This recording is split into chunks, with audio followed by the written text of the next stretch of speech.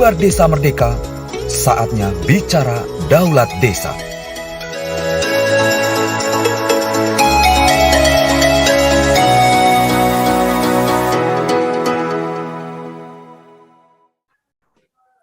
Salam bahagia kerabat desa Indonesia, salam Mimbar Desa Merdeka, saatnya bicara Daulat Desa. Malam hari ini kita akan berbincang seputar mewartakan desa bersama TV Desa dan TV Desa News. Jadi perlu kami sampaikan bahwa TV Desa dan TV, selain siaran untuk tayangan televisi juga ada tayangan untuk media online. Media online kita yaitu tvdesanews.id, dan aplikasi di Android juga bisa diunduh untuk mendapatkan update informasi-informasi tentang tvdesanews.id. Malam hari ini kita menyempatkan waktu khusus untuk mengajak teman-teman yang tertarik menjadi pewarta desa melalui TV Desa dan TV Desa News. Dan di TV Desa kita mengembangkan mobile jurnalis. Mobile jurnalis ini kebetulan pada malam hari ini bergabung Om Dian sebagai koordinator dari mobile jurnalis desa. Jadi semangatnya seperti apa dan seterusnya nanti Om Dian akan berbagi cerita, termasuk juga tentang bagaimana ketika kemudian kerabat desa ingin menjadi pewarta dari desa, karena salah satu yang menjadi penting ketika desa menjadi sumber informasi, maka kita berharap bahwa teman-teman di desa juga bisa menjadi pewarta dari kegiatan-kegiatan di desanya. Dan semangat yang dibawa oleh TV Desa dan TV Desa News adalah semangat berkabar baik dan kebaikan. Kita langsung saja ke Om Dian. Selamat malam, Om. Selamat malam, Pak Koco. Selamat malam, rekan-rekan Mimbar Desa Merdeka. Apa sebutannya apa ya? Rekan-rekan Mimbar Desa? Sama aja kerabat desa, karena kerabat desa. Semua pemirsa setia TV Desa kita sapa dengan kerabat desa, karena kita keluarga, nggak cuma sahabat, tapi kita sudah jadi kerabat. Jadi bukan sobat, bukan sahabat, tapi kerabat. Jadi sudah menjadi satu keluarga. Oke, Om Dian, silakan mungkin bisa berbagi cerita tentang mobile jurnalis desa dan juga TV Desa News, dan juga informasi-informasi seperti apa yang bisa di-sharing atau dibagikan teman-teman melalui media yang kita punya. Silakan. Oke, baik. Terima kasih atas kesempatannya. Selamat malam kerabat desa yang mengikuti Mimbar Desa Merdeka malam ini. Luar biasa ini. Hari Minggu, malam Minggu menyempatkan untuk ngobrol-ngobrol walaupun secara daring seperti ini. Memang budaya kita banyak ngobrol, jadi kesempatan ngobrol kalau nggak bisa kumpul ya tetap aja lewat Zoom ya kita optimalkan. Materinya malam ini adalah tentang menjadi pewarta desa, ya pewarta desamu. Sebenarnya menjadi pewarta desa itu suatu hal yang nanti kalau kita sudah ngobrol, nanti sudah presentasi, saya pikir rekan-rekan semua kerabat desa akan bilang, wah gampang sekali ya ternyata ya, seperti itu. Jadi mungkin biar nggak terlalu lama, pengennya nanti di belakang saja kita diskusinya atau ngobrol-ngobrolnya. Jadi saya mohon izin dulu pertama untuk cerita dulu lah, saya dongeng dulu di awal ya, pakai apa namanya presentasi. Minta izin Pak Koco ya.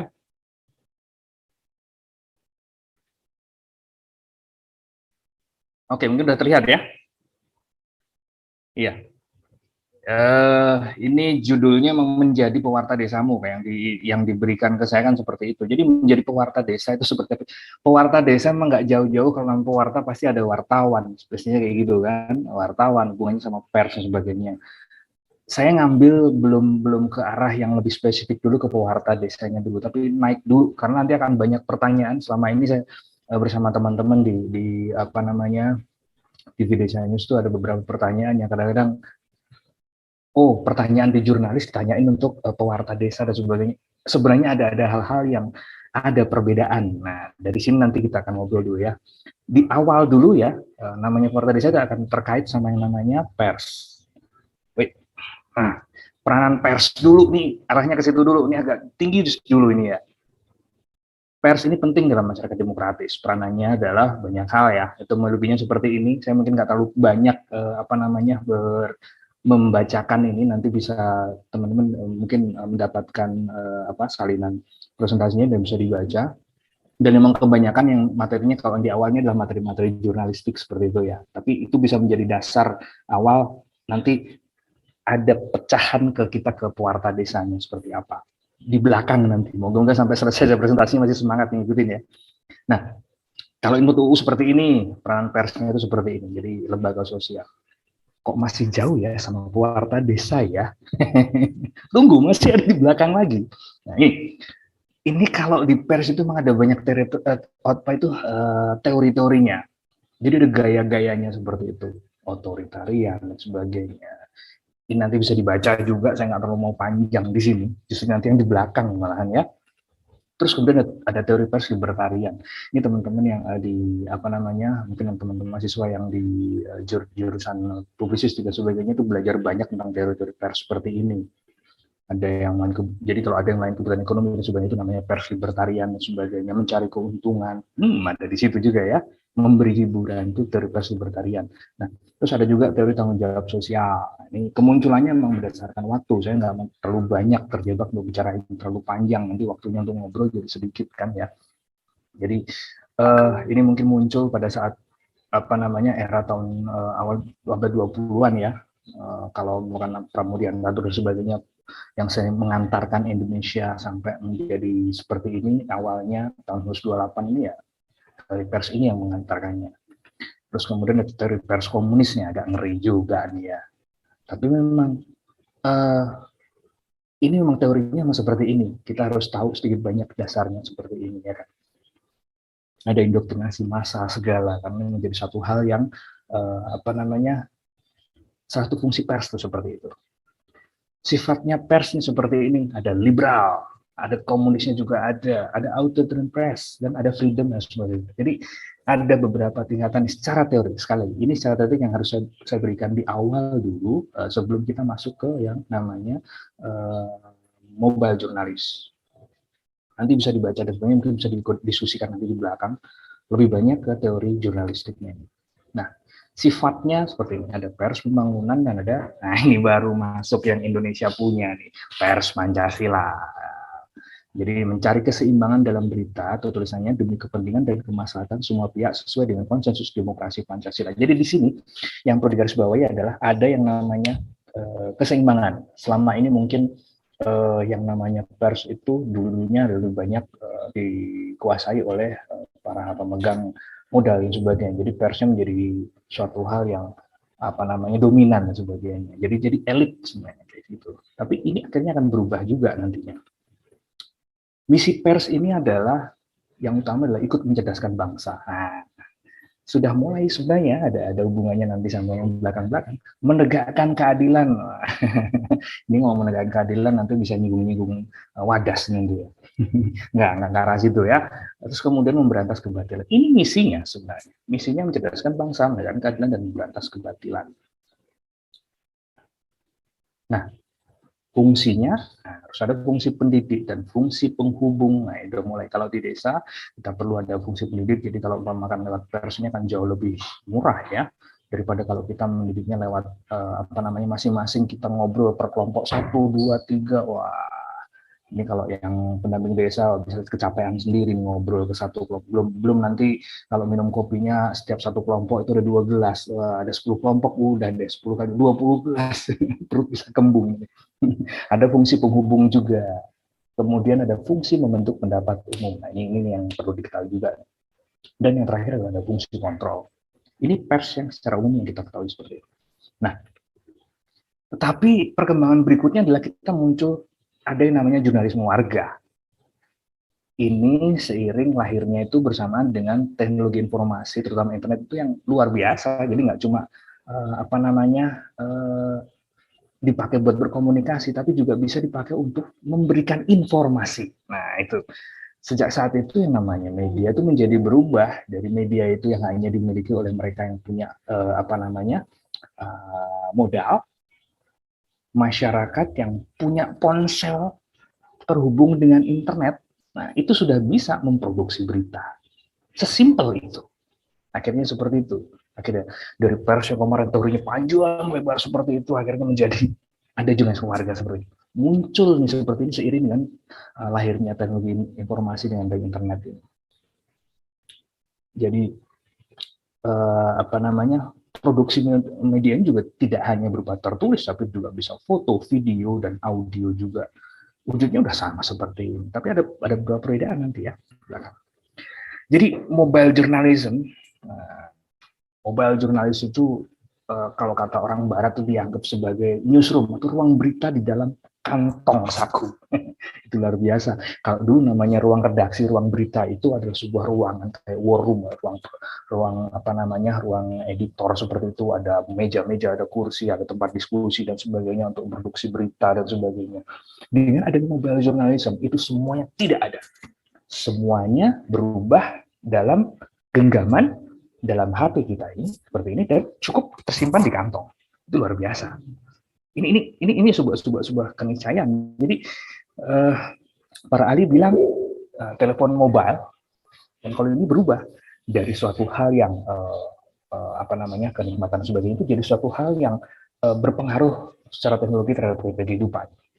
Terus kemudian ada banyak hal ya. Jadi banyak hal yang akhirnya berubah. Ya, cara kita dulu mungkin tahun 70-an namanya televisi itu luar biasa, tapi sekarang akhirnya dengan adanya ponsel itu menjadi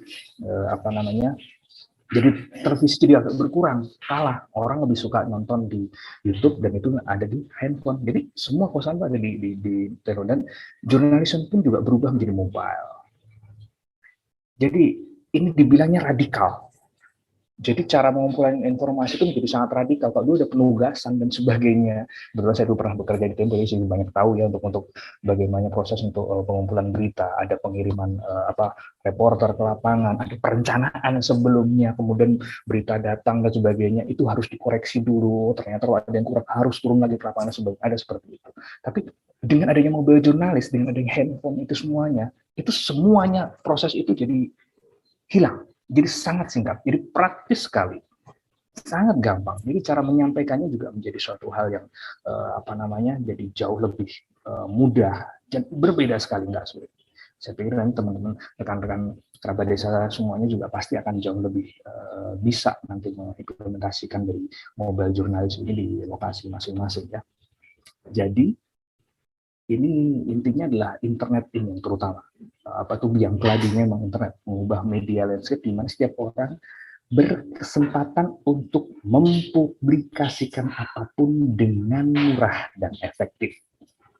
Ini mempublikasikan apapun, saya garis kuning luar biasa ya, karena ini menjadi suatu hal yang ini kadang-kadang kalau di media memang ada batasan dan sebagainya, ada proses koreksi dan sebagainya. Tapi begitu ada internet ini, siapapun yang dulunya adalah dia itu konsumen berita menjadi produsen berita. Publikasinya apapun, mau masak di dapur, mau lagi berkebun, mau sedang bertanam padi, sayur, singkong dan sebagainya, itu bisa dipublikasikan seperti itu. Jadi sangat-sangat gampang sekali akhirnya. Sudah ada yang resen ya, sabar dulu. Jadi ide besarnya dibalik, intinya nih, jurnalisme warga, mobile journalism ini adalah orang tanpa pendidikan formal mengenai jurnalisme dapat menggunakan teknologi modern, terutama untuk perkembangan internet, untuk memproduksi pesan, cek fakta secara mandiri atau bersama-sama. Ini bedanya sebenarnya. Ini ide besarnya di sini. Jadi kalau dulu namanya pewarta di pers itu harus ada yang namanya ujian dan sebagainya, harus ada semacam tes kapabilitasnya seperti apa dan sebagainya. Tapi dengan adanya jurnalisme warga ini itu bisa lewat. Udah tidak perlu lagi dengan adanya seperti itu. Jadi kalau mungkin di pers itu ada yang namanya kayak ID card dan sebagainya, harus terdaftar dan sebagainya. Jurnalisme warga tidak perlu itu sama sekali, tidak ada. Nah, Jadi jurnalisme warga itu digerakkan oleh orang tadi seperti saya bilang ya, selama ini sebagai audien, sebagai penerima berita aja, membaca aja. Tapi sekarang itu berperan aktif dalam proses jurnalisme itu sendiri. Itu jadi mobile jurnalis seperti itu. Dan memang ada beda yang pasti ya, berbeda mendasarnya itu tadi yang ini tadi yang dari awal sebenarnya pengen saya sampaikan. Bedanya jurnalisme profesional dengan seorang jurnalisme warga itu ada di sini. Kalau jurnalisme warga itu tidak perlu pekerjaan redaksional. Pekerjaan redaksional itu seperti apa? Ada rapat redaksi, ada perencanaan liputan, ada tetek dan sebagainya, itu panjang sekali. Yang itu semuanya ketika di jurnalisme warga, no, tidak ada sama sekali. Pokoknya intinya jurnalisme warga itu adalah punya sesuatu untuk dikatakan. Jadi kalau tidak ada sesuatu yang dikatakan, nah ini sudah selesai. Jurnalis warga nggak punya bahan sama sekali. Jadi jurnalis warga itu harus punya sesuatu untuk dikatakan. Apa itu? Nah itu. Jadi ketika jurnalis warga itu secara aktif mendorong partisipasi aktif media, ini bedanya nih. Kalau media itu justru memperkuat kontrol. Jadi makanya kalau kayak di Desa News itu, ayo bikin aja berita silahkan, ayo. Asalkan koridornya ada satu ya, yang baik dan kebaikan, gitu. Jadi jangan yang jelek-jelek, jangan lah, gitu. Terus kalau yang namanya media, nah ini beda sekali. Organisasi media mainstream dan sebagainya, media besar-besar ya, yang udah punya kantor, mungkin sebut saja media-media yang terkenal, yang ya kita kenal lah semuanya tuh media yang terkenal, punya wartawan, punya kantor berita dan sebagainya. Nah itu dia punya kemampuan untuk menjadi partisipan, komunikasi itu juga dipilih. Jadi misalkan kalau umpamakan media besar itu kan bisa, oh ada agenda setting, ada satu agenda yang mau dibikin. Saya memberitakan sesuatu tentang apa ya, pembangunan, tapi dari sudut yang menguntungkan pemerintah misalkan, kayak gitu. Jadi mereka memilih partisipannya, dibikin sembilan rupa yang dipilih yang sesuai dengan agenda. Dan itu tidak berlaku semuanya di jurnalisme warga. Jurnalisme warga bilang, aku nggak setuju ya, sampaikan nggak setuju. Aku setuju ya, setuju disampaikan. Seperti itu. Jadi intinya adalah sesimpel itu jurnalisme warga ini. Sangat simpel sekali. Nah, ini agak panjang sedikit. Sebenarnya jurnalis itu atau pers itu adalah ini sebagai pengikat sebenarnya. Jadi ketika ada proses pertukaran informasi dalam sebuah komunitas dan sebagainya, itu akan menjadi apa namanya, kalau kita sudah sama mengerti sama satu tujuan, itu kita melakukan suatu melangkah itu jadi lebih enak. Oh, kita melangkah bersama arahnya ke sana, ke kiri semuanya, atau ke kanan, atau dibagi dua, ada ke kiri, ada ke kanan. Nah, seperti itu. Nah, dalam rangka membangun desa ini kita perlukan adalah kebersamaan. Nah, kalau semuanya misalkan ada musrenbang dan sebagainya, kalau untuk datang ke musrenbang itu harus undangan dan sebagainya, kadang-kadang juga karena waktunya nggak sesuai dengan jadwal pekerjaan, lagi ke sawah ini lagi dan sebagainya, nggak bisa datang. Sementara ada ide yang mau dilontarkan untuk pembangunan desa, nggak bisa kan. Nah, dengan pers ini itu bisa dengan Mojo ini bisa ditutupi itu hal seperti itu, bisa disampaikan. Jadi komunikasinya oh saya melaporkan memberikan idenya tuh lewat pers saja, jadi biar bisa dibaca, jadi siapa tahu nanti yang datang itu bisa dibaca gitu. Nah ini saya berikan contoh ya, ini udah banget, ini agak lama memang, ini konten berita. Jadi kadang-kadang kita bicara tentang konten berita jurnalisme warga atau mobile jurnalis itu seperti apa sih, bedanya apa sih yang dibahas sebenarnya, ciri-cirinya kayak apa sih sebenarnya. Nah ini kebetulan ada saya dapat dari Kominfo sebenarnya, ada ketimbang konten berita jurnalisme warga itu seperti apa sih. Ini bisa jadi suatu gambaran ya tentang bagaimana jurnalisme warga itu diterapkan. Ini ada suatu daerah di Jawa Tengah ya, dari Maji Barang Wetan, udah tahu di daerah mana. Nah itu ada beritanya, ada 1006, nah itu yang kemudian diteliti dan sebagainya. Ternyata dari situ hasil adalah lebih banyak yang diangkat tentang potensi. Potensinya lebih banyak daripada masalah. Jadi jurnalisme warga itu lebih senang menghindari masalah sebenarnya. Jadi ini makanya di TV Desa News itu tidak relatif tidak memberikan ruang ya, misalkan berita-berita yang negatif dan sebagainya, untuk pembunuhan misalkan, berita kayak gitu, korupsi dan sebagainya juga nggak disampaikan ya. Nah ini di Merun tadi ada daerah tadi kan, ini kebanyakan, ini konten berita potensinya itu yang biru ini itu lebih banyak daripada yang berita masalah. Mereka semangatnya seperti itu, lebih banyak potensi karena pengen mereka, saya di desa itu pengen ditampilkan seperti ini loh, yang baik-baiknya saja loh, seperti itu. Ini yang mereka sampaikan ternyata. Kemiskinan cuma sedikit, cuma 4. Mereka good governance 32,2 itu yang banyak. Tentang lingkungan, tentang kesehatan, dengan pendidikan, kelaparan sedikit saja, gitu kan. Terus memang ada yang lainnya, ini memang relatif ya, karena kan tadi ada kelebihan kalau di mobile jurnalis itu adalah pokoknya kamu punya sesuatu yang diungkapkan ya udah ungkapkan saja. Nah ini mah keunggulannya, kelebihan dari mobile jurnalis seperti itu. Sumber beritanya dari SN itu adalah ini yang bisa bilang ada wawancaranya, ada observasi, ada wawancara dokumen, dan sebagainya. Lebih banyak adalah observasi, wawancara. Jadi banyak kan ngobrol sebenarnya. Memang jurnalis warga memang banyak ngobrol dengan warga kan. Jadi karena memang kebanyakan jurnalis warga atau mobile jurnalis itu banyak kan dikenal di situ, warga di situ udah tahu kesarannya di situ, ya, seperti itu. Jadi ID card relatif tidak diperlukan untuk para mobile jurnalis ini, seperti itu sebenarnya. Nah, representasinya yang yang diberitakan itu seperti apa?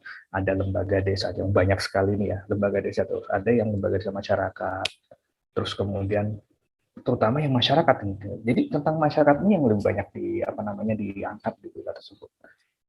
Ini sebenarnya sudah memberikan gambaran tentang apa yang ada di TV Desa News, apa yang diangkat dan sebagainya. Jadi ketika narasumbernya itu tidak harus orang-orang penting, justru malah masyarakat, Pak RT atau petani yang diangkat. Nah, disitulah jurnalisme warga atau mobile jurnalis ini menunjukkan jati dirinya. Nah, ini adalah narasumbernya tadi saya bilang kan. Narasumbernya di sini paling banyak adalah pertama penulis dan kemudian lembaga desa ada di situ. Akademi penulis dan masyarakat ada 55, supra desa dan sebagainya. Lebih banyak di situ. Nah, ini lebih banyak seperti ini hasil ini kalau nanti mau baca lebih lanjut hasil penelitiannya juga boleh, silahkan. Sekarang kayaknya sih nggak terlalu lama, ini baru jam 8, masih panjang ya, 19.58. Presentasi saya mungkin sudah akan saya hentikan di sini. Saya akan lebih banyak nanti untuk ngobrol-ngobrol saja, mungkin diskusi dan sebagainya. Tadi di ruang chat kayak lihat sudah ada yang bertanya dari saya dan sebagainya. Mungkin nanti akan kita bahas berikutnya. Terima kasih, saya kembalikan ke Pak Koco. Oke. Terima kasih. Jadi itu sekilas tentang mobile jurnalis. Mobile jurnalis desa ini lebih fokusnya kepada isu-isu pedesaan, dan mobile jurnalis desa ini kita inisiasi dari TV Desa karena memang isu-isu pedesaan yang ingin coba kita angkat. Tetapi kembali lagi bahwa memang kita mengambil peran itu sebagai media untuk edukasi, seperti halnya yang sering kita sampaikan bahwa TV Desa membawa semangatnya adalah semangat edukasi, mencerdaskan kehidupan bangsa. Sebagai amanat pembukaan Undang-Undang Dasar itu menjadi bagian yang penting. Nah, bagaimana kemudian mencerdaskan, ya memberikan informasi-informasi inspiratif, informasi-informasi yang edukatif. Kalau kemudian informasi yang provokatif, informasi yang tentang kriminalitas, penyakit masyarakat atau pekat, saya pikir itu tidak masuk dalam wilayah edukasi. Oleh karenanya, kalau kita lihat di TV Desa News itu tidak ada kategori berita kriminal atau tidak ada kategori berita yang terkait dengan penyakit masyarakat.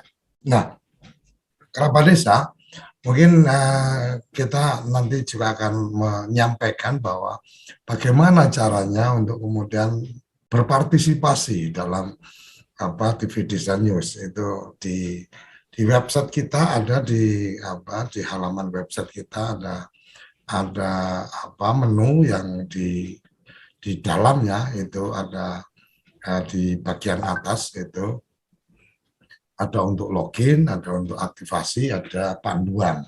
Jadi sebenarnya dari menu yang ada ini sudah cukup untuk bisa kemudian bagaimana kita bergabung, itu cukup dengan login. Nanti kalau di login Anda belum punya username password, maka otomatis ngekliknya adalah klik untuk gabung, dan setelah gabung nanti aktivasi itu adalah keperluan untuk menginformasikan. Jadi menginformasikan siapa yang Anda sudah bergabung. Pada saat pertama bergabung, maka belum bisa langsung membuat tulisan, maka harus melakukan aktivasi. Nah, aktivasi itu otomatis masuk ke kita untuk kemudian kita bantu dari menjadi penulis, akunnya mampu bisa untuk mengirim tulisan. Nah, sebelum menulis mungkin bisa mengikuti panduannya. Jadi panduannya tinggal diklik, nanti akan dapat materi bagaimana membuat tulisan di media online. Nah, untuk di media televisi atau di siaran kita, sebenarnya ketika teman kerabat desa menulis di media online, maka akan juga dibacakan berita-berita yang diupload, itu akan dibacakan di program tayangan kita, yaitu D1D. Jadi D1D itu membaca tulisan-tulisan yang naik di media online. Kemudian apabila kerabat desa tertarik untuk kemudian mengirim berita dalam bentuk video dan seterusnya, itu ada ruang untuk kemudian berkirim video dan narasi di grup yang kita siapkan. Kemudian nanti tim redaksi TV Desa akan membuat tayangan menjadi kabar TV Desa. Kira-kira itu yang bisa kami sampaikan. Kita akan memberikan kesempatan untuk kerabat desa bertanya atau menyampaikan sesuatu. Sambil menunggu resen, kita akan ikuti pesan-pesan berikut ini.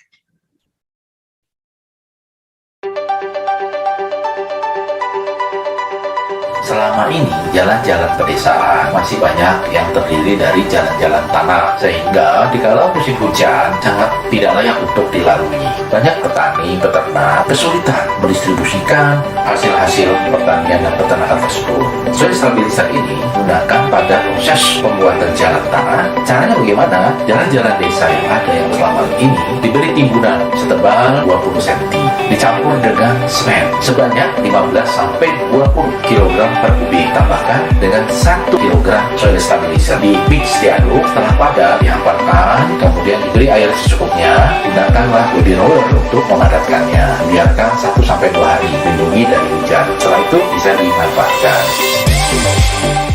Informasi lengkap hubungi 0877 200 6311 atau www.jbsoil.tvdesa.id. Pertashop. Keuntungan menjadi mitra Pertashop. Modal yang dibutuhkan sangat terjangkau. Kerjasama yang menguntungkan. Takaran dan kualitas standar produk Pertamina. Harga jual sama dengan SPBU Pertamina. Pertashop, investasi yang menjanjikan. Saya Haji Abdul Hasan, Agus Supriyatna, Haji Aliuddin, Haji Imam Taufik, antara 400 sampai 500 liter, 300 liter per hari, 500 sampai 800 liter, mencapai 900 sampai 1000 liter per hari. Tertarik berbisnis Pertashop? Hubungi. Halo, kami dari PT Langgeng Karya Teknik. Ada yang bisa dibantu?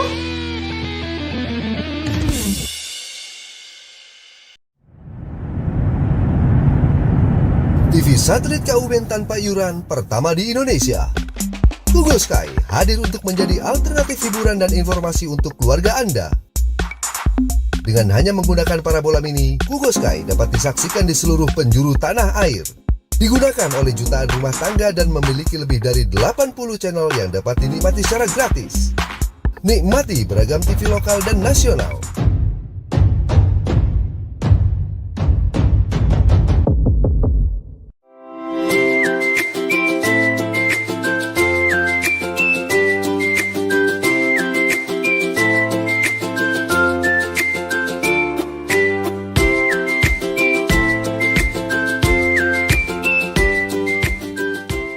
Dapatkan kabar baik dan kebaikan desa dan perdesaan hanya di TV Desa News. Unduh aplikasinya segera.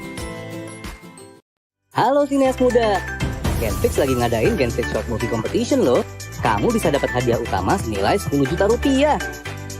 Ada juga hadiah masing-masing senilai 5 juta rupiah untuk 3 video dengan like terbanyak. Masih kurang? Nih, Genflix bakal ngasih masing-masing 1 juta rupiah untuk 5 video pertama yang mencapai 1000 views sebelum 31 Maret 2022.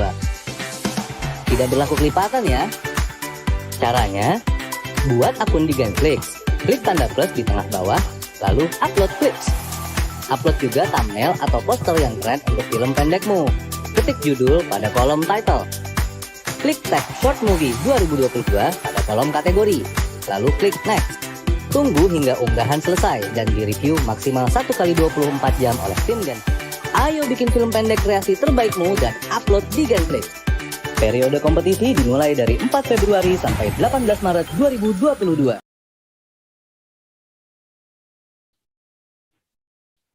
Oke, kembali kita di Mimbar Desa Merdeka. Salah satu daulat desa adalah daulat data, kalau istilahnya Pak Lurah Panggung Harjo. Daulat data salah satunya adalah berdaulat dalam konteks memberikan informasi. Nah, mungkin media mobile jurnalis ini menjadi salah satu cara untuk sharing. Karena kami tidak menutup kemungkinan untuk kemudian di dalam berita itu disampaikan juga backlink untuk kemudian mengarah ke halaman website desa atau halaman dari blog kerabat desa semua. Bahkan di profile itu juga kami siapkan untuk kemudian mengenal siapa penulisnya. Mau langsung kontak ke penulis, langsung diklik, bisa langsung ke WA. Mau ke Instagram, mau ke Twitter, dan seterusnya, semua akunnya juga sudah disiapkan di tampilan dari TV Desa News. Jadi mungkin saya akan sambil menunggu teman-teman yang ingin menyampaikan pertanyaan, kalau memang ada, saya coba sharing tampilan dari kita punya. Jadi seperti umpama wisata edukasi, ini satu profil yang dibuat ini oleh ini Om Dian ini yang membuat tulisan dari Kemenprov dan Udinus. Kemudian di sana di bagian akhir dari tulisan ini akan ada profil siapa si Dian ini kan gitu. Di sini bisa ke linkage, bisa ke nomor WA-nya, bisa ke Instagram, bisa ke Twitter, dan seterusnya. Mama kita bisa melihat ini salah satu yang dibikin oleh Billy Kawowong,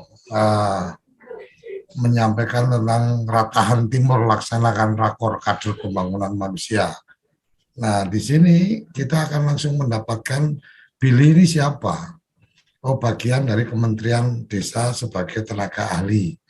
Nah, mestinya, karena memang Billy belum melengkapi data, maka di sini hanya ada alamat klik untuk berkirim email. Kira-kira seperti itu yang kita bisa sampaikan tentang bagaimana tulisan-tulisan itu kemudian akan mengarah ke siapa penulisnya. Seperti ini BLTDD di Sukoharjo dicairkan serentak pada 9 Februari hari Rabu ini. Nurul Hidayah membuat berita. Nah, di sini kemudian akan kita jadi tahu Nurul Hidayah ini siapa. Penulis adalah pendamping desa di Kecamatan Kebon Sari, Kabupaten Sukoharjo, Jawa Tengah. berupaya berbagi. Ya, ini profil ini bisa masing-masing bisa mengisi.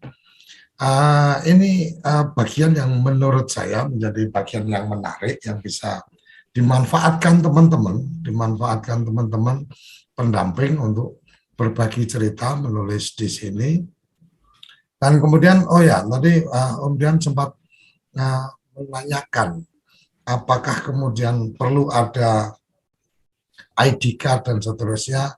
Bisa jadi memang perlu ada ID card untuk kemudian teman-teman yang mungkin harus ketemu dengan pihak-pihak tertentu. Tapi bisa jadi dengan TV Desa News, maka itu jadi setengahnya. Memperkenalkan dirinya juga lebih gampang. Kenapa? Karena di sini semua jurnalis itu terpampang di sini. Oh, ada nama siapa, ketika yang ada nomornya ini berarti dia sudah mendapatkan ID card dalam konteks standar, sudah memenuhi standar untuk menjadi penulis berita dengan standar jurnalistik. Nah, semua ada di sini, siapa orang-orangnya, sudah menulis berapa banyak, ini ada di sini. Jadi ketika kemudian kurang pede untuk kemudian menjadi bagian dari TV Desa News, cukup dibukakan websitenya, kemudian ditunjukkan ini saya Deswantara, 21 tulisan sudah dikirim dan seterusnya. Kemudian bisa juga ini Mas Hasan Habibu sudah menulis 31 dan seterusnya. Ini bagian yang menjadi nilai lebih dari TV Desa News, karena semua yang sudah mendapatkan hak otoritas untuk menulis ini, maka kemudian akan tampil di bagian kliknya dari bagian bawah ini ada jurnalis Mojo Desa. Jadi jurnalis Mojo Desa ada di sini. Ini kerabat desa yang bisa kita sampaikan. Silakan apabila ada ketertarikan untuk bergabung, itu mungkin perlu saya share lagi nih. Silakan kalau ada ketertarikan untuk bergabung, bisa langsung menuju ke website kita TV Desa News, kemudian masuk di sini ada login. Ketika Anda belum punya username sama password, maka cukup diklik bagian gabung. Nah, gabung ini tinggal menulis aja nama pengguna, alamat email, kemudian daftar. Setelah selesai mendaftar untuk menjadi jurnalis di Mojo Desa, kemudian kalau pengen tahu panduannya kayak apa, kalau mau menulis dan seterusnya, tinggal diklik di sini, udah langsung akan mendapatkan materi dalam bentuk PDF untuk bagaimana melakukan update, bagaimana menulis berita dan seterusnya. Itu tambahan yang bisa saya berikan. Kita berikan kesempatan, ini sudah ada 2 yang resen yang sudah keluar gambarnya, Bang Andi Mapisona. Silakan Bang Andi, sambil menunggu Polikarpus untuk membuka videonya. Silakan Bang Andi, bisa open mic. Ada yang ingin ditanyakan? Halo? Audionya belum dibuka.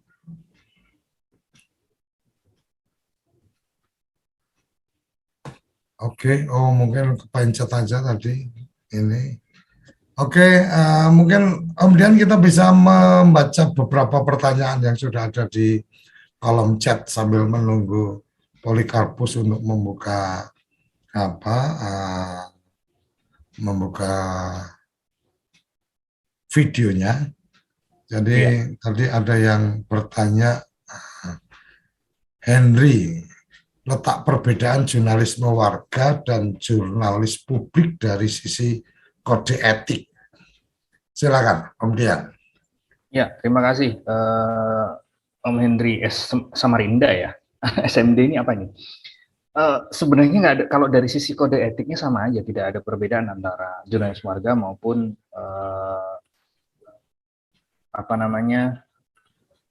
baik jurnalis warga maupun jurnalis publik itu sebenarnya sama, semuanya memakai namanya kode etik, jadi ada etika.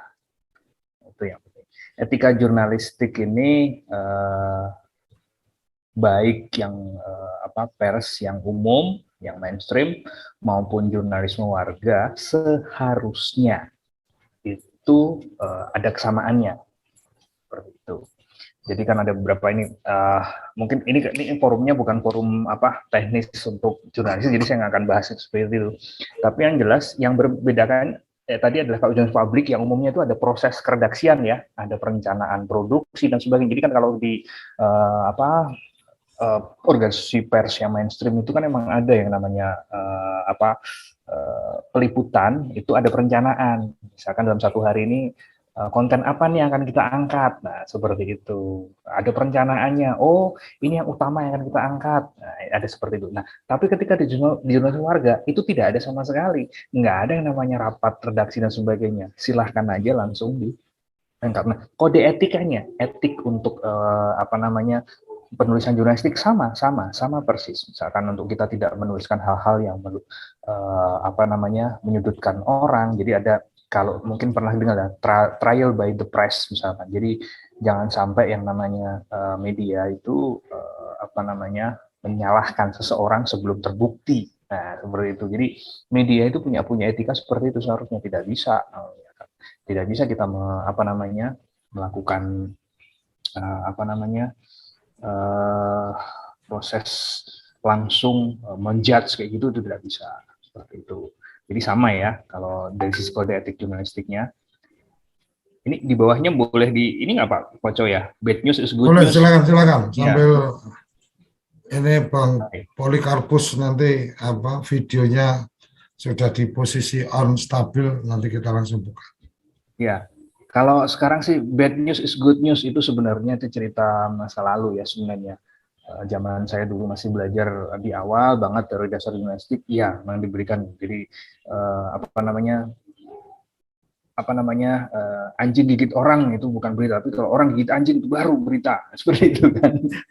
Ini udah banyak berbeda. Nah sekarang ini lebih banyak nilainya adalah informasi, how to inform something, memberikan edukasi kepada masyarakat. Ini yang sekarang. Jadi ada nilai, nggak sekedar kalau dulu kita bicara bad news dan sebagainya karena yang namanya media itu cuma yang punya yang punya modal dan sebagainya. Jadi selalu pasti akan dibaca, mau bad news sekalipun akan dibaca. Kalau sekarang bad news juga nggak banyak yang baca, kecuali kalau yang suka sekali sama sesuatu yang hoax dan sebagainya. Hoax itu bukan, sekali lagi ini perlu saya garis ya, hoax itu bukan produk jurnalis ya, itu beda, itu tidak memakai kode etik soalnya.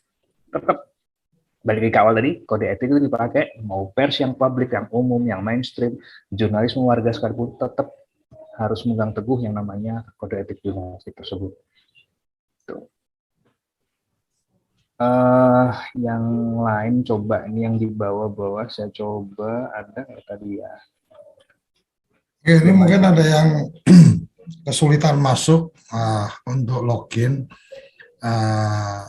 Ini Mas Mulyadi, tolong share video pariwisata. Yang tadi kita share nggak ada video pariwisata, yang ada adalah lomba short movie TV Desa 2020. Kita mengadakan acara pembuatan film pendek menggunakan smartphone, SSFF itu short film festival, smartphone short film festival. Cuma kemudian 2021 kita nggak selenggarakan, 2022 kita mensupport atau menjadi bagian dari penyelenggaraan kemarin One Village, One YouTuber.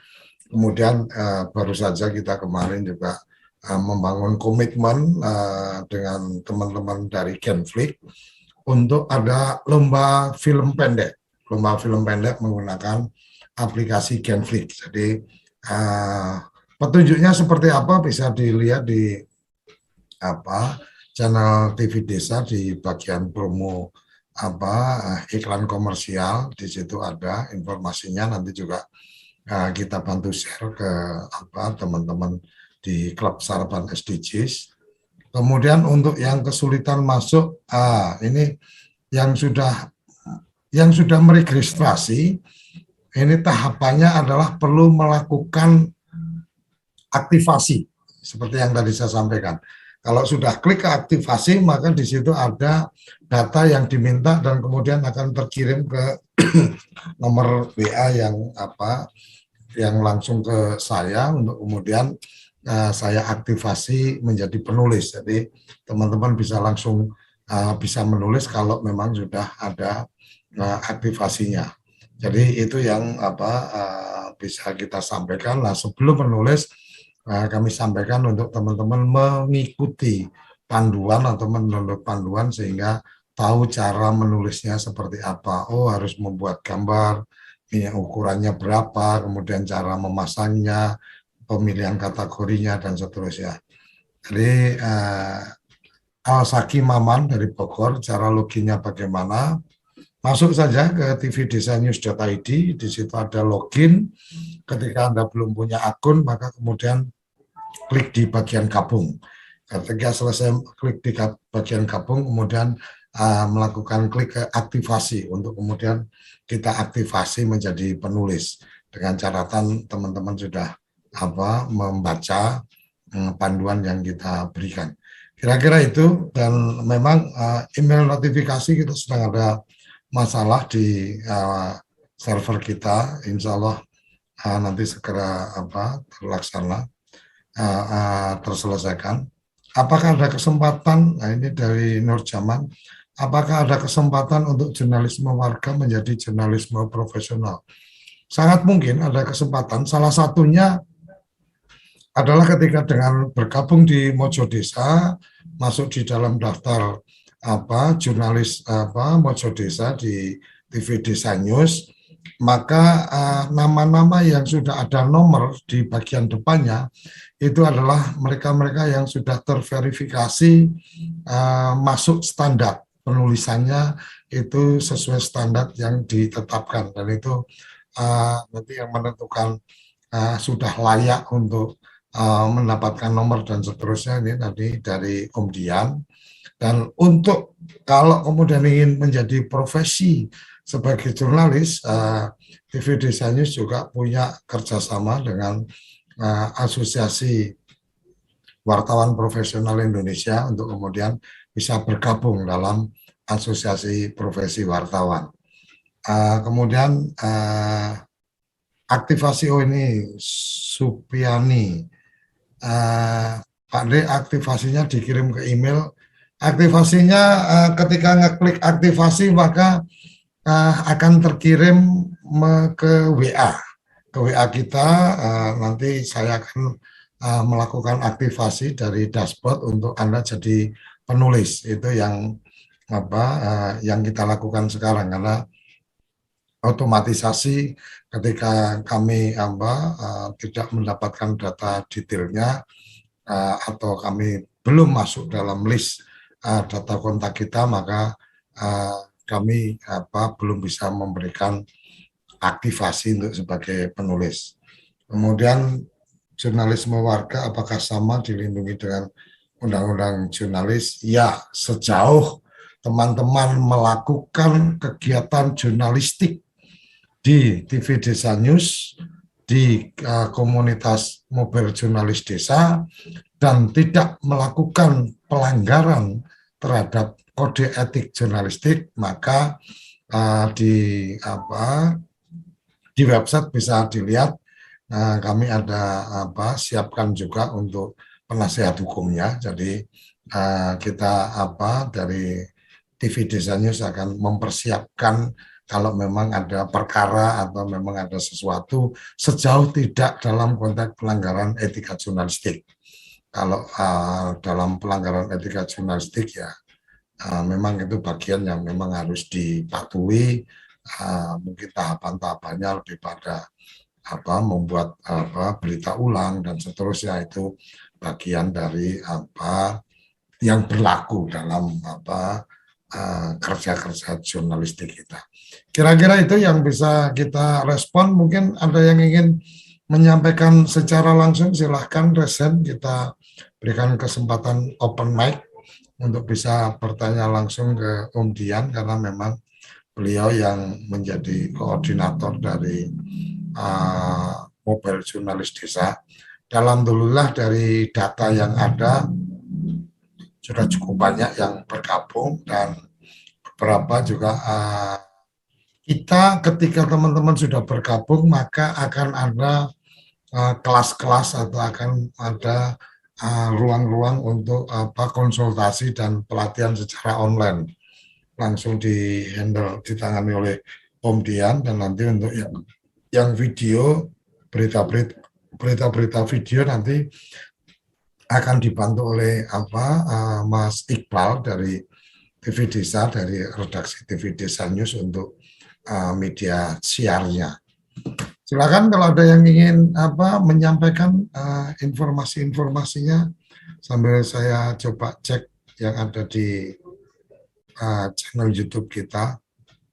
Sepertinya yang di channel YouTube lebih pada absen aja ini, lapor menginformasikan dari mana mengikuti dan seterusnya.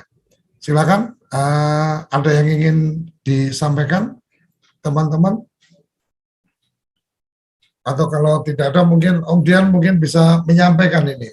Om Dian, untuk kemudian bisa mendapatkan ini kan beberapa teman merasa perlu mendapatkan ID card nih. Untuk ID card ini aturannya kayak apa nih Om Dian? Karena sudah ada ketentuannya, dan ID card yang nanti akan diterima adalah ID card sebagai Mojo Desa ya.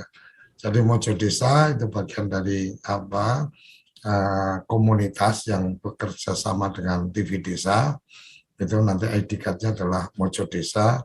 Kemarin beberapa teman sudah mendapatkan, bahkan sudah ada juga yang membuat seragam ya, pakai baju seragam hijau Mojo Desa, yang kemarin juga sudah dikomunikasikan, dan ada jumlah berapa nanti Om Dian yang cerita. Silakan Om Dian, untuk bisa dapat ID card atau di daftar jurnalis itu sudah bisa ada nomornya di depan, ini syaratnya apa aja nih Om Dian, silakan. Iya.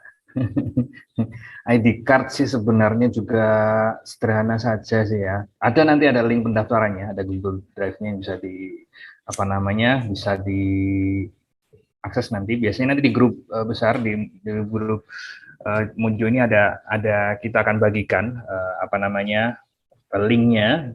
Salah satu syaratnya kalau misalkan nanti di dalam link Google Drive itu ada bahwasanya untuk nanti Bu Titi Emin ya. Ini nanti kalau bergabung di grupnya TV Desa News, nanti akan kita berikan di sana. Jadi yang tergabung di grup yang akan kita berikan linknya seperti itu. Jadi di sana syaratnya adalah, salah satunya adalah sudah menulis berita di TV Desa News, biasanya sebanyak minimum 5 berita. Nanti dari 5 berita itu akan kita minimum 5 berita ya, itu kemudian akan kita analisa kesesuaiannya dengan 5W1H, kemudian dengan gaya penulisan dan sebagainya. Memang ada beberapa yang sampai 20, nanti ada scoring juga sih yang kita lakukan juga dari situ, sehingga nanti akan ketemu minimum angka, sehingga yang bersangkutan berhak untuk mendapatkan ID card seperti itu. Tapi ada juga yang udah sampai 20 tapi ternyata masih belum dari sisi tulisannya masih belum sesuai ya.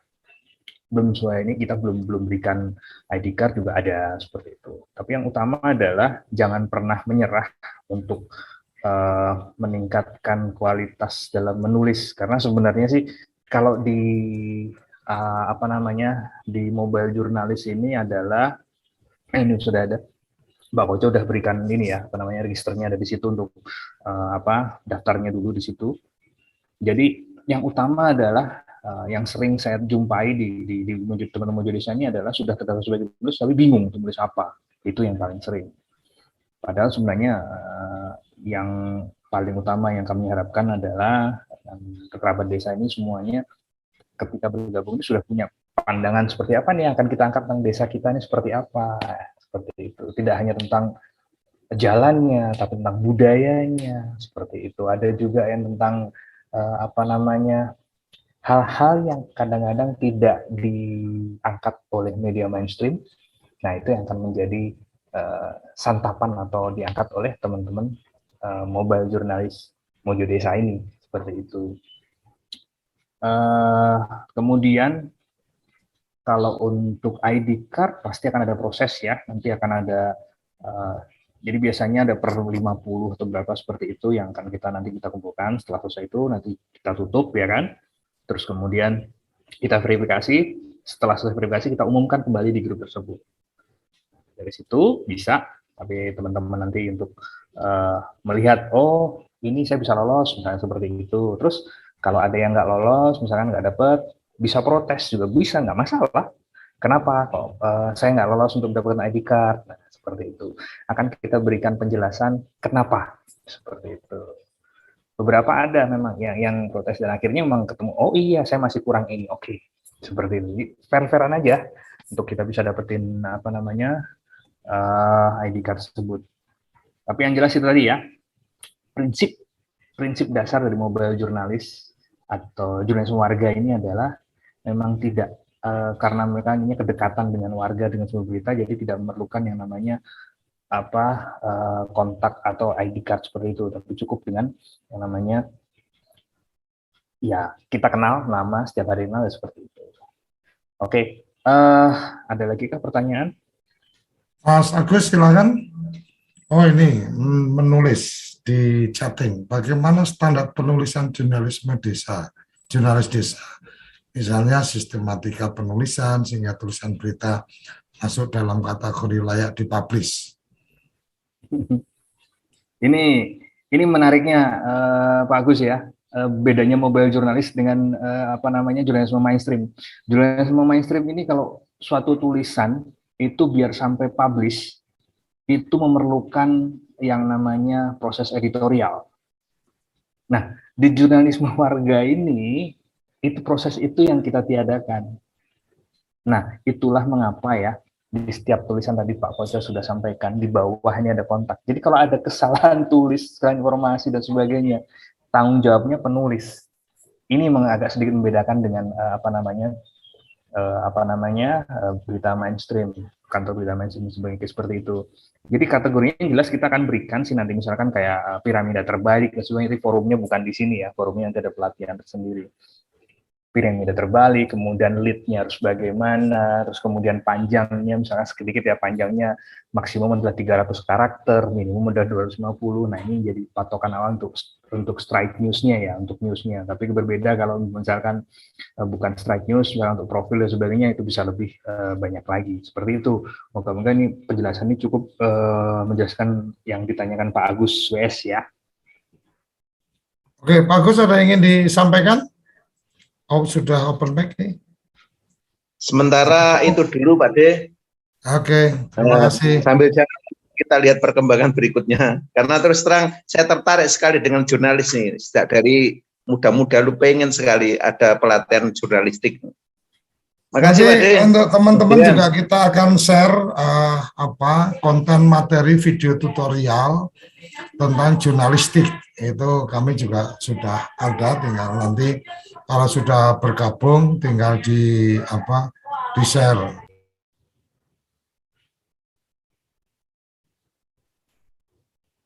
Oke, Mas Hendri, ada yang ingin disampaikan, silakan open mic. Ya, terima kasih Mas Koco. Assalamualaikum warahmatullahi wabarakatuh. Salam. Ini berbicara tentang jurnalisme warga ya, jurnalis warga Mas.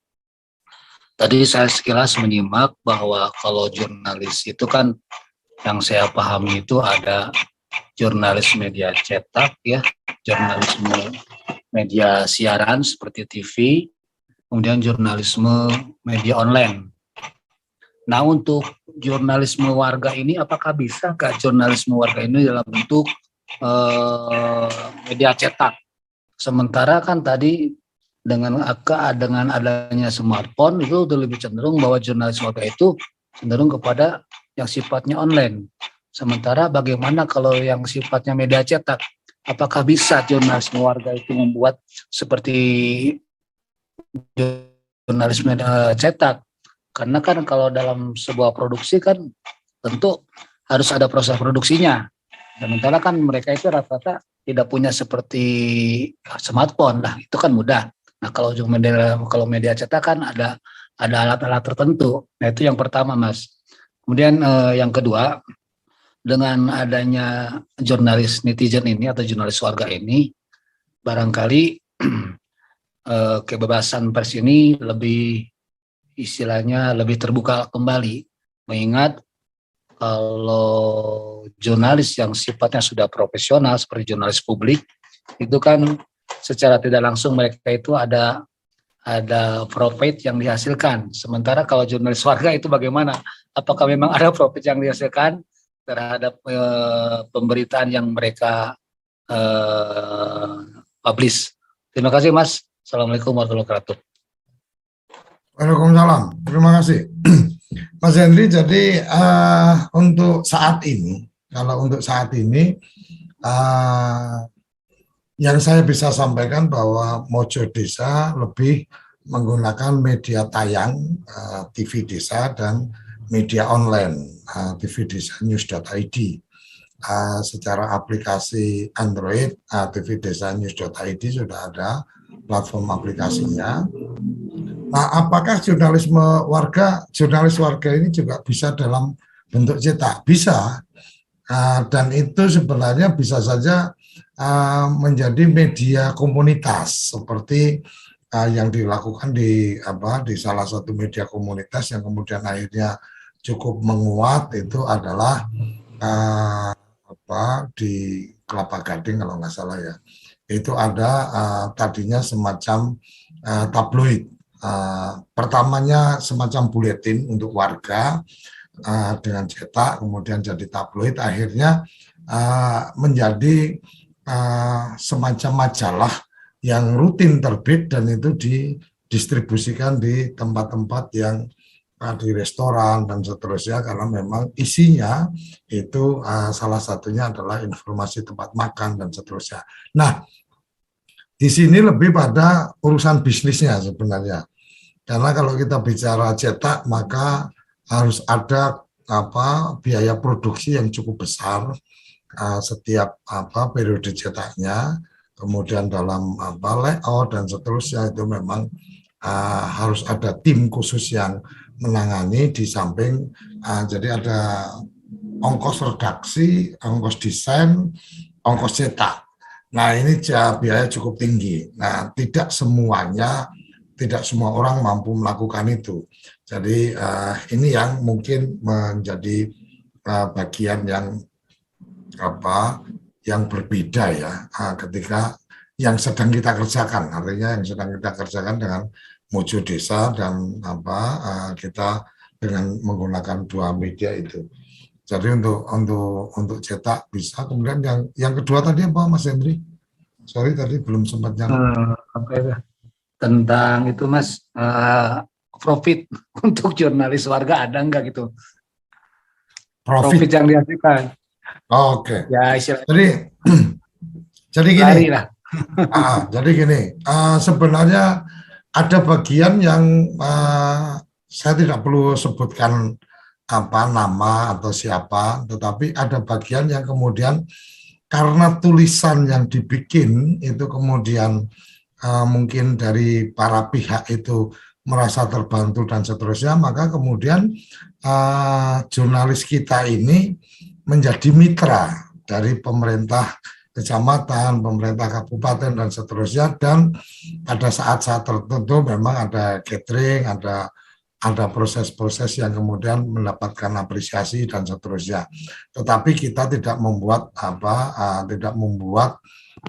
kewajiban narasumber untuk berkontribusi, itu nggak ada.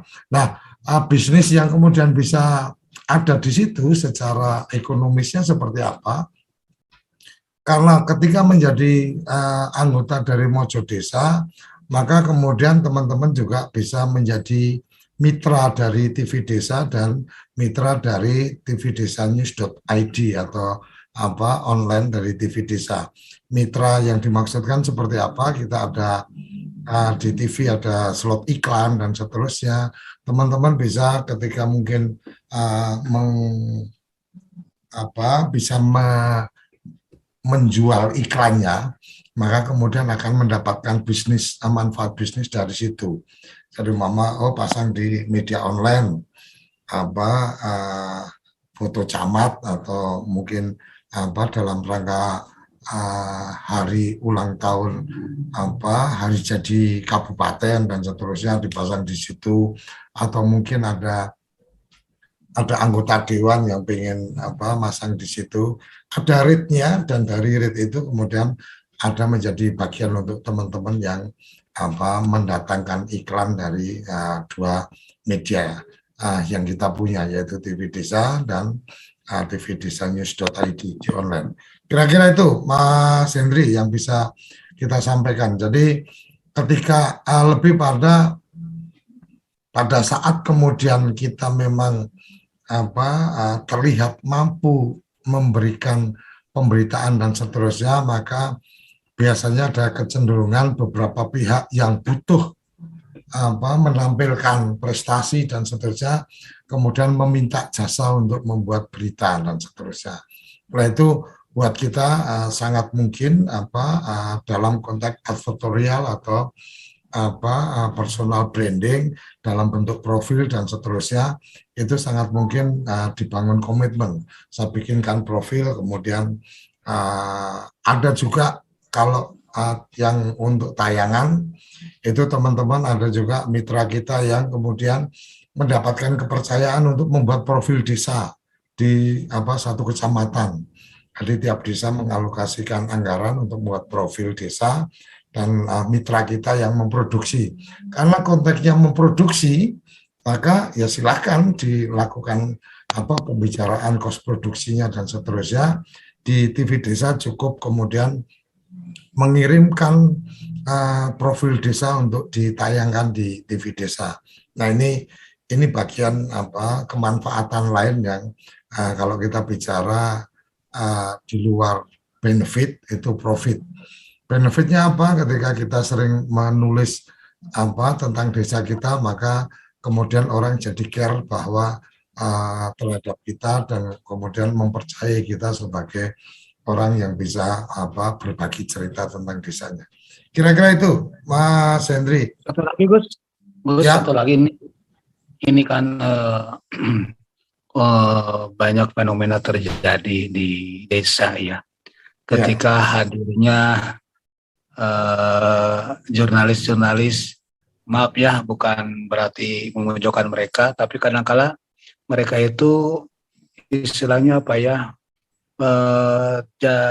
datang ke desa justru membuat pemberitaan yang kurang baik di desa, bahkan seolah-olah mereka mengungkit-ungkit kejelekan-kejelekan yang ada di desa, sehingga Bapak Kepala Desa kadang-kala merasa risih dengan kehadiran mereka yang datang ke desa.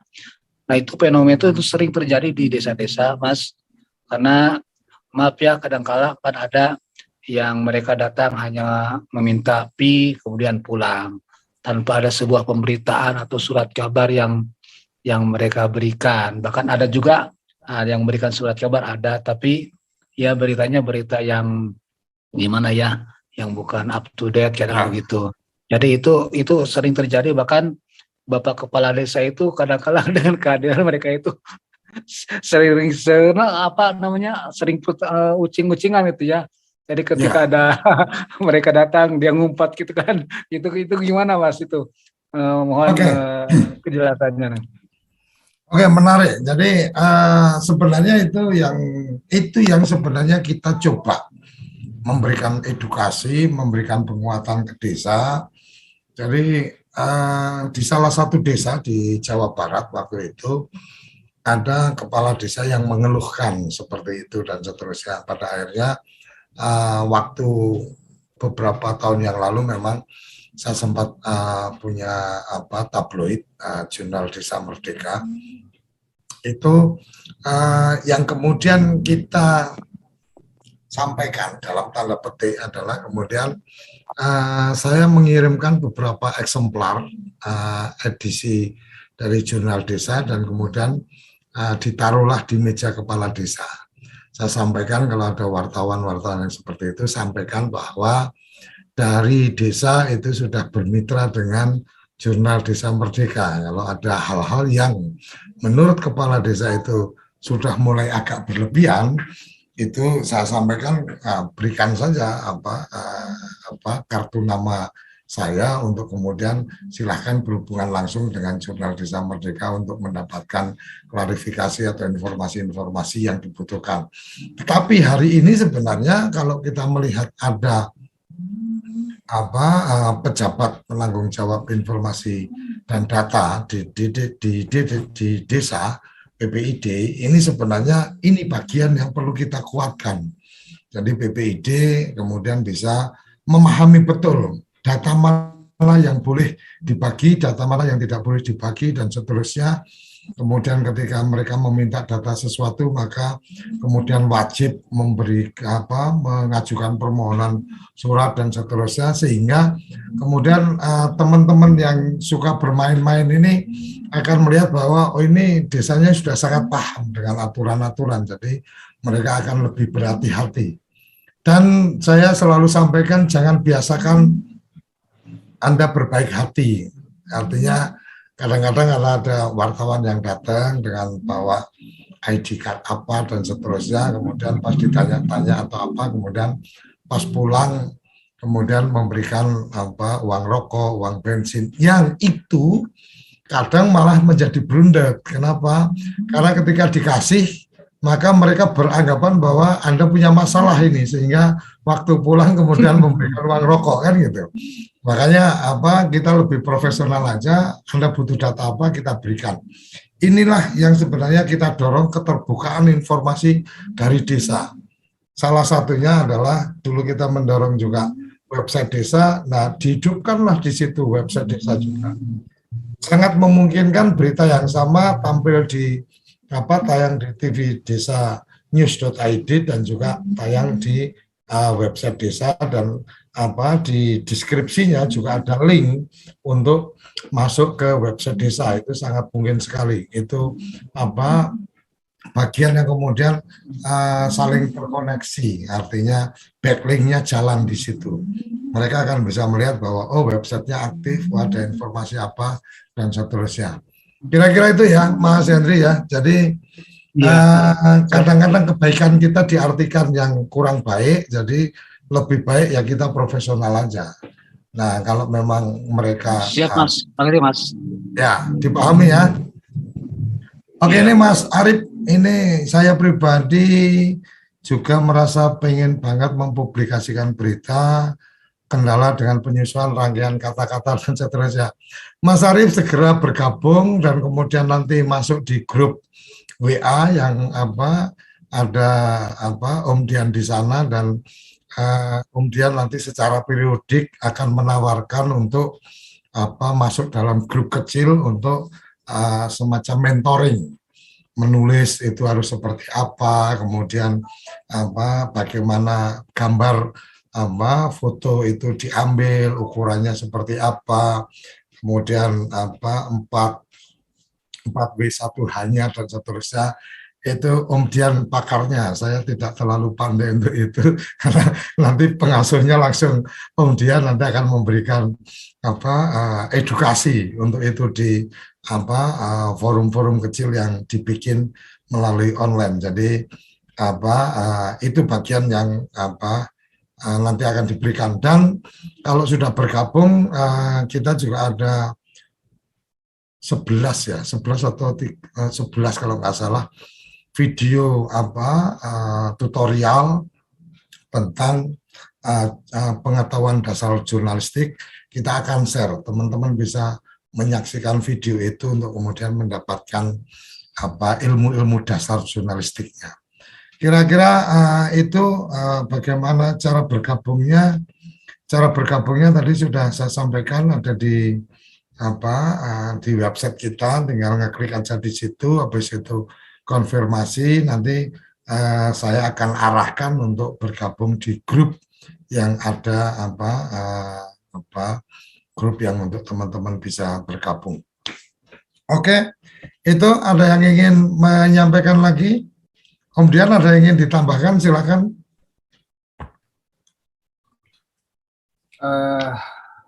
Tadi menarik sih untuk keuntungan apa yang akan didapatkan langsung misalkan untuk jurnalisme warga ini. Jadi keuntungannya sebenarnya adanya juga dari warga juga sih keuntungannya. Jadi karena tadi sudah saya sampaikan di awal ya. Jadi jurnalisme warga ini memang berbeda. Atau mobile journalism ini berbeda memang konsepnya dengan jurnalisme yang umum. Jadi otomatis termasuk prosesnya seperti itu yang tadi sudah disampaikan Pak Koco, ada pos dan sebagainya. Ketika bicara jurnalisme warga ya pos itu menghilang semuanya. Tapi kita akan mendapatkannya dari mana? Kita akan mendapatkannya dari misalkan kita meliput tentang, nah ini tadi kalau nggak salah tadi saya sudah sampaikan ya, ada beberapa materi-materi yang contoh tadi ya, itu tentang kuliner dan sebagainya. Nah ini sebenarnya pengalaman saya juga sih, lama dulu pernah main di blog juga. Waktu itu ketika ada sebuah tempat makan sebagainya dari saya itu dipublikasikan di blog, ya kan? Akhirnya banyak yang datang. Dia senang, terus akhirnya memberikan semacam kontrapretasi ya ala kadarnya lah seperti itu. Nah ini manfaat kecil-kecil yang ini jadi sebenarnya jadi hal yang utama. Jadi ada sesuatu yang membuat kita tuh jadi senang sebenarnya ya, kita bisa membantu masyarakat di sekitar kita sendiri untuk bisa membangkitkan ekonominya tanpa kita harus memberikan tambahan modal sebagainya, cukup mempromosikan saja. Nah, dia juga senang akhirnya memberikan kita. Nah, ini sebenarnya keuntungannya seperti itu. Banyak hal sebenarnya yang lain juga tadi sudah sampaikan bahwa juga misalkan profesionalisme kita misalkan dengan merangkai kata dan sebagainya itu udah baik dan sebagainya, nanti bisalah akhirnya nanti dilibatkan dalam produksi untuk website desa dan sebagainya. Ini kan pasti ada operasionalnya kan dari situ, ada di situ. Sebenarnya di jurnalisme warganya sendiri adalah ini lebih banyak dan memang ada nanti ya, ada beberapa ini misalkan teman-teman nanti yang sudah punya kapasitas cukup, mungkin kita ada kerjasama dengan beberapa klien yang lain, nah itu bisa di-share ke teman-teman untuk produksinya. Nah ini nggak ada masalah sih, bisa saja kita lakukan nantinya. Tapi sementara ini kalau dalam Jakarta memang harus dibedakan antara jurnalisme warga dengan jurnalisme profesional. Kalau jurnalisme profesional ini ada target, jadi berita ini misalkan sehari harus gini, harus dapat kedalamannya seperti ini. Nah, jurnalisme warga ini nggak nyampe sampai itu. Jadi apa yang terlewat sebenarnya tadi ada yang kebetulan yang nanya juga di ini. Kalau misalkan di luar daerah kita, jurnalisme warga itu bebas sekali. Ini mau di luar Kang Mulyadi tadi ya. Misalkan ada di luar daerahnya, tapi ada berita yang bagus, bisa nggak diliput? Bisa saja, nggak ada masalah, bisa. Misalkan kan semuanya 5W1-nya. Ini efektivitas dari 5W1 jurnalisme warga itu di situ. Jadi sangat fleksibel sekali untuk mengabarkan. Tapi yang utama adalah sampaikan hal-hal yang baik saja. Karena kalau yang buruk banyak media yang menyampaikan, tapi kalau yang baik-baik ini yang agak susah memang. Pertama, mengemasnya juga susah. Tadi kalau ada yang nanya, Mas, siapa tadi ya? Arwi yang nanya, ini kalau mau menyusun kata dan sebagainya, di versi ini seperti kayak kita belajar naik sepeda. Kalau di awal kan nggak mungkin kita bisa lancar. Jadi yang penting kalau gabung di grup dan sebagainya, kita belajar untuk merangkai kata apa dan pokoknya berani dulu menyampaikan. Tadi kan saya sampaikan di presentasi ya. Keunggulan di jurnalisme warga adalah ada yang disampaikan. Kalau dengan kata-kata apa adanya, sampaikan untuk apa? Karena itu memang bekalnya di situ. Kalau menyampaikan sesuatu aja nggak bisa, ya ngapain ke jurnalisme warga? Seperti itu. Jadi memang harus ada yang kita sampaikan. Masalah itu nanti susunannya sempurna dan sebagainya, wah itu sambil jalan. Kita kayak naik sepeda nanti belajar dari satu pedal, dua pedal akhirnya bisa mengayuh jadi kencang dan sebagainya. Seperti itu. Itu by proses. Itu Pak Koco yang bisa saya sampaikan. Oke, terima kasih. Ada yang ingin menyampaikan sesuatu? Silakan. Jadi Om Dian sudah berbagi untuk join di grup. Silakan diklik dari situ untuk bisa bergabung. Dan biasakan ketika bergabung maka kemudian memperkenalkan diri supaya kemudian saling kenal dan kemudian bisa. Pak Haji, silakan. Silakan open mic. Ya. Baik Pak De. Assalamualaikum warahmatullahi wabarakatuh. Waalaikumsalam. Salam kenal semua sahabat desa, pewarta, pegiat jurnalisme desa semuanya yang hadir pada malam hari ini. Perkenalkan, nama saya Adi Akbar, berada di Nagari Guguk Desa ya, Guguk Puran Hilir, Kecamatan Sungai Limau, Kabupaten Padang Pariaman, Provinsi Sumatera Barat. Nah, tentang daripada hal-hal yang dibicarakan malam ini, menurut pendapat saya pribadi, ini Pak De, Om Dian, ketika kita telah menuangkan pemikiran-pemikiran kita melalui media online ini, TV Desa, maka bagi saya sudah merupakan suatu keasikan tersendiri, Pak De. Jadi teman-teman ada yang bicara tentang ID card segala macam, justru bagi saya pribadi justru dengan adanya pertemuan-pertemuan dengan pihak-pihak desa, pemerintah desa dan lain-lain, itu mereka justru nggak akan menanyakan itu, Om Dian. Malahan nggak pernah nanya gitu loh. Apalagi tulisan-tulisan di TV Desa, saya selalu sharing gitu dengan mereka gitu. Ada grup-grup WA gitu, saya selalu sharing, baik grup WA di kecamatan, di kabupaten, forum gitu kan. Alhamdulillah, jadi mereka justru nggak menanyakan ID card. Jadi bagi saya pribadi ini, mohon maaf bagi teman-teman mungkin yang tadi yang masih bicara tentang ID card, itu nanti akan datang sendirinya. Mungkin Om Dian nanti akan menilai, wah ini perlu dikasih ID card. Mungkin begitu ya Om ya. Itu aja tanggapan saya, Om Dian, Pak De. Terima kasih. Assalamualaikum warahmatullahi wabarakatuh. Terima kasih Bang Ali Akbar, ini salah satu yang cukup aktif untuk mengikuti agenda TV Desa dan jurnalisme mobile jurnalis. Kita punya materi-materi juga selain untuk menulis di media online, itu juga ada semacam pelatihan atau informasi tentang bagaimana dengan tayangan. Jadi salah satu yang bisa saya sampaikan seperti yang Om Dian tadi sampaikan adalah bagaimana kehadiran internet, kehadiran teknologi informasi ini sangat memudahkan. Yang boleh kami sharing salah satunya adalah TV Desa bisa melakukan live ketika satu desa yang ada di Ngawi waktu itu, dan juga ada juga dari Mbah Parti, Mbak Lurah Parti yang tadi juga hadir di forum ini, itu bagaimana kita bisa live dari desa mereka di TV Desa cukup dengan peralatan yang sederhana. Nah, sama seperti yang tadi disampaikan, standarnya gambar dan seterusnya itu akan seperti apa dan seterusnya. Inilah bedanya antara kita dalam konteks media komunitas dengan media-media yang mungkin profesional bisnis. Kalau media komunitas itu secara kualitas gambar mungkin tidak terlalu standar, tetapi lebih pada bagaimana informasi yang ingin kita share. Masih ada sedikit waktu, silakan Mas Yamin, Bang Yamin, silakan open mic. Ya. Halo, selamat malam. Ya. Halo. Ya. Assalamualaikum warahmatullahi wabarakatuh. Waalaikumsalam. Selamat malam Pak Suryo dan juga Pak Dian. Saya dari Aceh Singkil.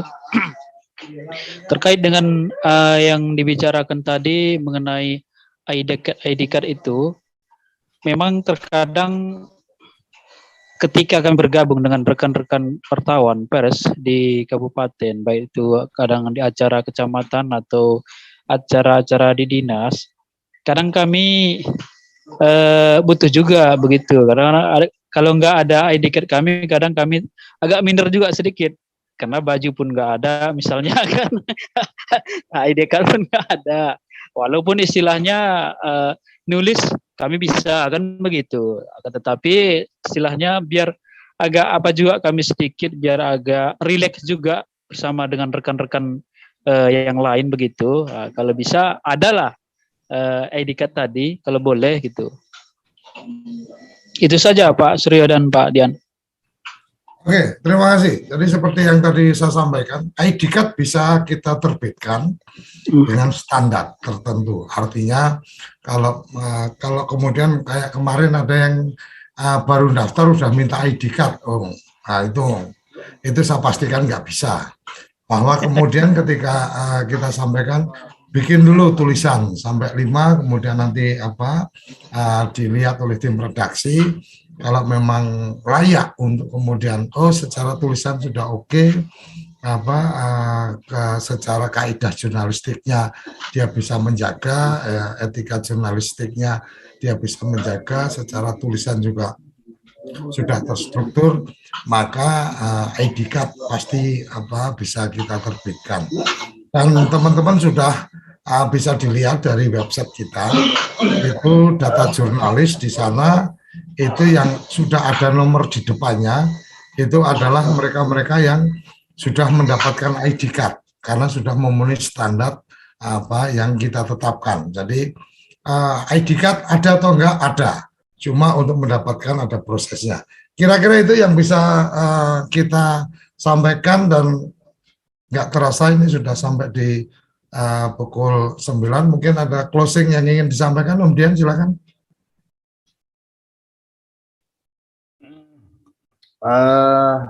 Saya pikir sih kita harus tetap berkarya dengan apapun yang kita banggakan dengan apa yang ada di desa, dan dengan namanya jurnalis warga ini adalah ini yang kadang-kadang dilupakan.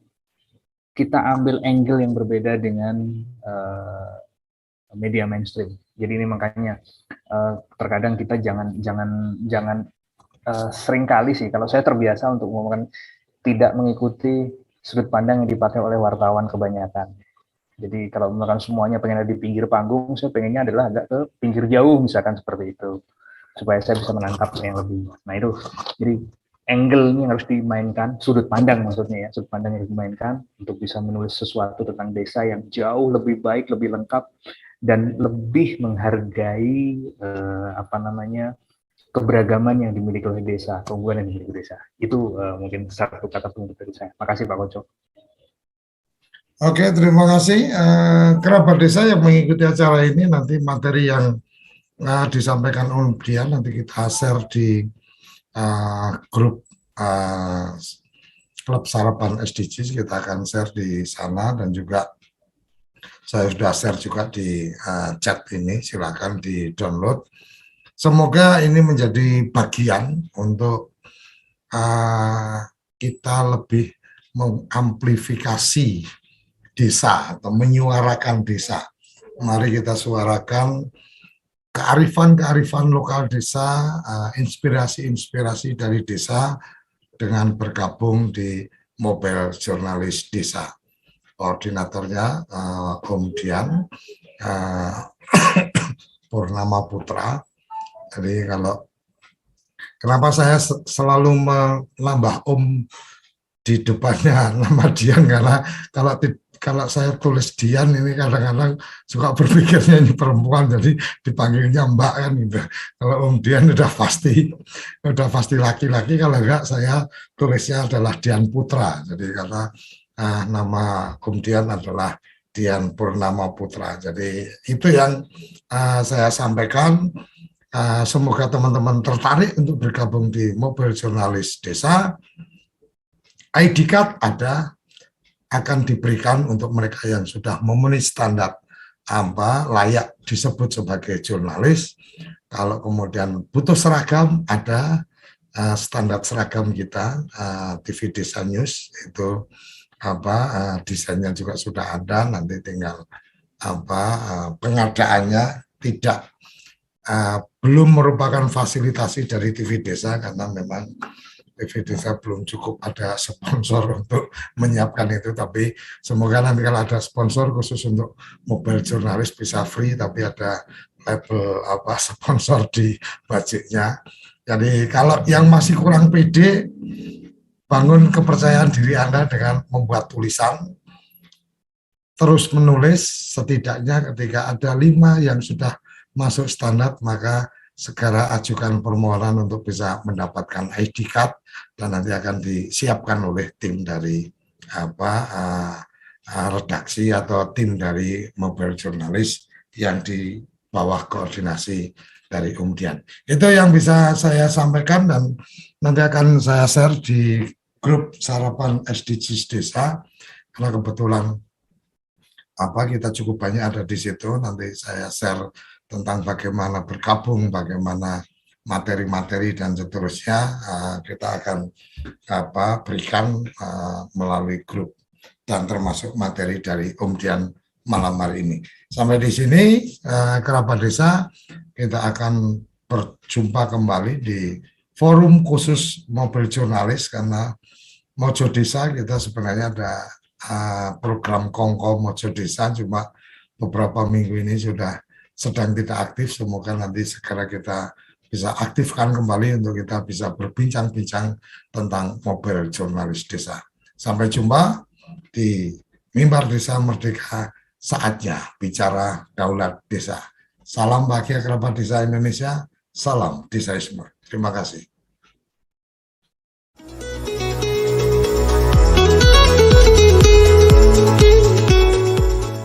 Mimbar Desa Merdeka, saatnya bicara daulat desa.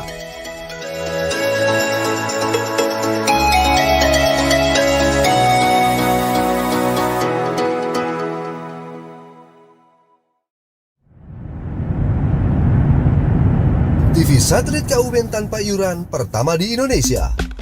Google Sky hadir untuk menjadi alternatif hiburan dan informasi untuk keluarga Anda.